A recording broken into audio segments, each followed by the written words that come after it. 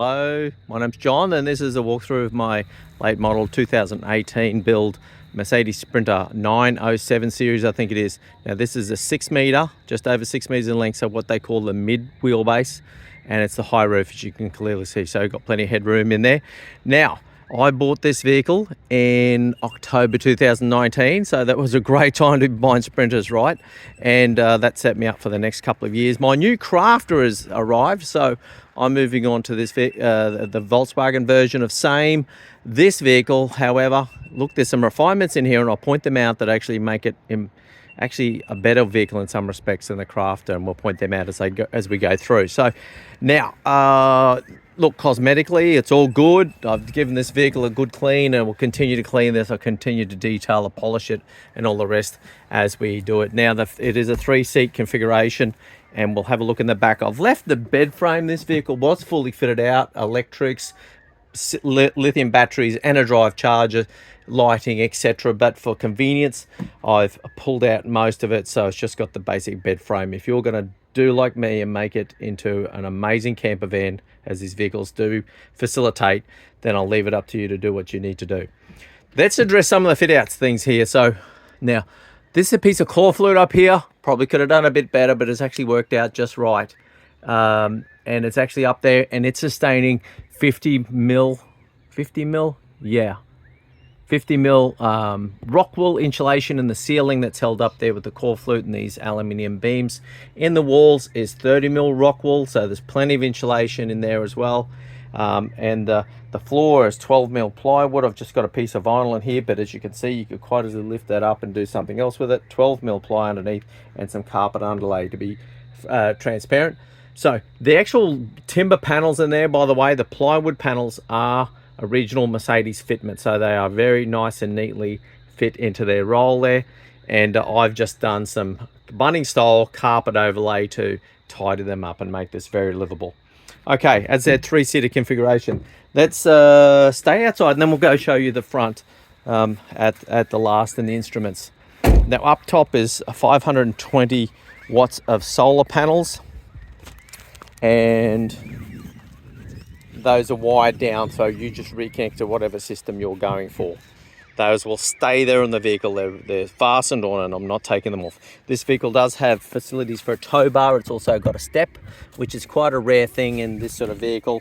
The connector, let's have a look at that while we're here. So connector there. So that's back step is pretty handy. We've got running lights along the side as well, which just makes it look a bit more cool, I reckon. And while we're here, we've got full access to this wheel, so let's take a look at these wheels. I bought them mid last year. Look, they could be painted black, couldn't they? But there's the Pirelli Scorpions. Now, we started with something else. I'm not going to name names, but I went to the Pirelli Scorpions after driving just around the block on the other brand of tyres. The other ones were a genuine off-road tyre, noisy as all get out, and it sounded like an aging Hilux, and I wasn't going to stand for that. So I went back, and the tyre guys were nice enough to do some research, and I agree with what we found is that Scorpion ATRs is a very quiet tyre. So quite a chunky thing, a little bit larger. So this thing, what you see on the dashboard for speed is the speed the vehicle's going. It's very accurate. As we know, most vehicles start out a little bit short for kilometres. This, in terms of what it shows on the dashboard and the speed you're travelling, but as you can see, these are a little bit larger dive than the standard fitment, and work out very nicely. While we're here, so mirrors, they'll fold back with a button. I'll show you that in a sec. We've got high quality high beams, really superb stuff. The Mercedes Sprinter, look, they've taken a lot of things from this generation of vehicle and actually rolled it into a van. So first thing and foremost, let's have a look here. So you've got a full instrument display here. This is Android Auto, and I think Apple CarPlay compatible. I don't find it that great for me, so I've not used it. There's also volume knob. We've got a couple of other things. So turn on the reversing camera. Let's see if that'll react. No, we have to turn on the telephone thing. Home button, on, off. Vehicle, there's some traction control. You do traction control, anything. This is a rear wheel drive model, by the way. Rear wheel drive. It's got the 2.2 litre turbo diesel going through an 7 speed automatic transmission, which is just superb. It's just so, actually that's one thing. So this digital dash and the way this dashboard presents, let's get the focus fixed up there. Come on, focus, let's do it. the way this dashboard works is actually, in my opinion, a bit more classy than the Volkswagen Craft that I'm stepping into. What's more, we've also here where we've got a color display panel here for things, and I'll show you something. It's a little job I've got to do. Let's start her up for you. We've got doors open, all shown in color, and when I've also show you this one here, that's to turn off the auto stop. I'm not a big fan. Oh, and there's the thing I was looking for. Oh, it's gone away. Let's see if it comes back. So let's go return. Oh, there we go. So we've actually got a rear brake light, a brake lamp, and tail light is actually blown. So we've got a display now. I'll fix that up. Obviously, it's not real hard to do. Overhead, oh, you really can't see it. That's a shame. There is really good overhead storage here. Lights are left on auto always. They do a great job. Let's turn this around so we can do some of these things on the instrument panel. Some of my really favorite features, all right, that once again set it apart from the Craft in a positive way. We've got paddle gear shifts here to change down. If you want to do an overtaking maneuver, you just want to switch it into a lower gear by yourself, then you've got that there. You'll hit the stalk here, by the way. This is the gears here. So drive is down, reverse is up, neutral, park is the press button. By the way, if you just turn this vehicle off, and while you're when you've pulled up, the thing will pop into park and all that happens automatically. So great. Cruise control, I've always got that because it's one of my favorite things. Yeah, now let's do this slowly. If you're watching or if you've used the Mercedes, maybe you've seen it. This is one of the most wonderful things. When we've got it set, resumed, or we've actually set cruise control, tap up, a small tap up, and you can see that there's just a little bit of movement there. That'll set to +1, and a small tap down is -1. If you go hard up, click, click, and you feel it, it's a really great feeling because it's Mercedes. And double click, double tap up is a +10. Push it all the way down is a -10. This is actually how these are the controls here. So we see that it's all happening here as we rotate. Let's see if we go back even further.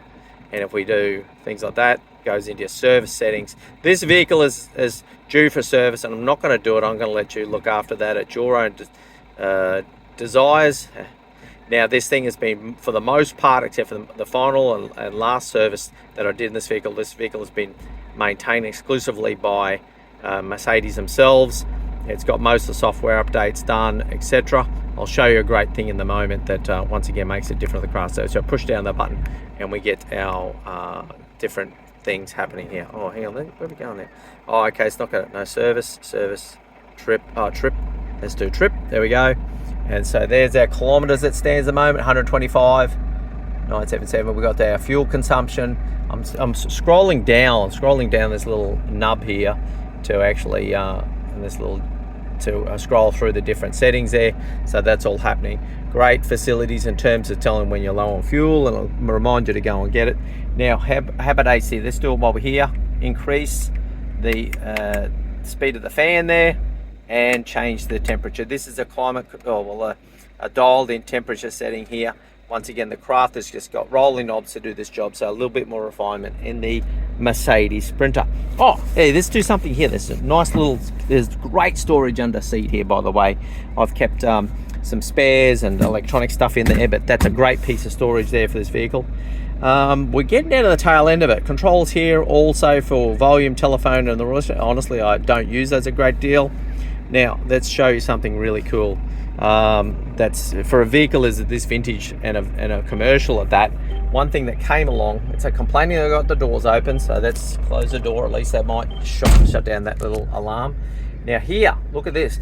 We've actually got some VR. You know, we expect that in modern cars, but for a commercial vehicle of this age, to actually have this VR on the reversing, it's something I'm giving up. I don't have this on a Crafter, so isn't that nice? So we'll pop it back in park so it's not going to roll.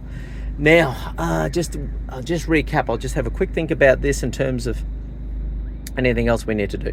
Oh, let's talk about the pricing. And while we got your attention, if you've watched it this far, let's talk about the way we're selling this vehicle.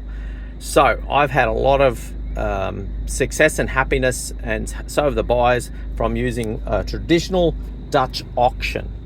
Now, if you're not familiar with them, go watch a YouTube on it. It's fairly exciting. It's all got to do with tulip bulbs and fresh fruit and vegetables. And what we're going to do is I'm going to start the price. I'm going to reduce it $1,000 per week on a Friday until sold. So you can make offers. I'm just going to politely say, well, that's a great offer, but that's the price of the vehicle in 6 weeks time or 5 weeks time. So sure, make offers, but this car will only sell once that price has descended to that price. We've got plenty of people interested in this vehicle, as we'd imagine. They're in high demand. There's not a day go by where someone's not asking me about this vehicle and what I'm doing with it. And I can't park down the beach without someone wanting to ask that question as well. So that's why we're doing the auction. I welcome you to come do inspections by appointment only. Test drives I'll be fairly guarded about, but just as I said, that Dutch auction that I'm selling the vehicle with I'm going to stick with that because it's proven such a respectful way to sell a vehicle for both a seller and buyer. So that's all of it. So it was registered first in 2019, built in late 2018. I've put on 115,000 kilometers. It was only 8 months old when I bought it. I've had tremendous time. It's been a great vehicle. There's been some minor things like an air conditioner valve or flapper valve that had to be replaced under warranty. And that's about it. It's a wonderful vehicle. If you've driven the Sprinters, you know what I'm talking about. Oh, let's show you these ones while we're here. So it's got fast up on the windows as well. We've also got a button that folds in our mirrors, so we're in a tighter park. It's the end of underground car parks, as you probably already appreciate if you're buying a vehicle like this. Plenty of storage in the door pockets. There's cup holders everywhere. This vehicle is overdone for cup holders, but it's a commercial vehicle after all, and we know that truck drivers do drink a lot of coffee and beverages. So, I'm just trying to think, is there anything else I want to put into this video? There was something about, oh yeah, also with the key fob. So you just got the key fob in your pocket, you walk up, you press unlock to get into the vehicle. You can then, with the fob in your pocket, the key fob, you'll just start the vehicle. You've also gotten the key fob open. If you hold down the open button, it will wind down the windows.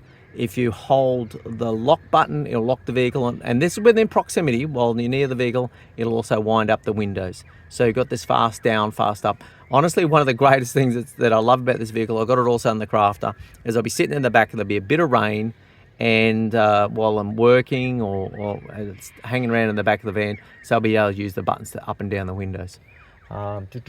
That's it. I'm leaving it at that. Anything else, you can ask me questions or welcome inquiries. And the sun's setting on this video, and let's just go back for one more gratuitous shot of this vehicle before we pack it down with the afternoon light doing it all a justice. It was Queensland registered. It was New South Wales registered when I moved to Tweed Heads last year. And anyway, it's soon to be yours, hopefully. See ya.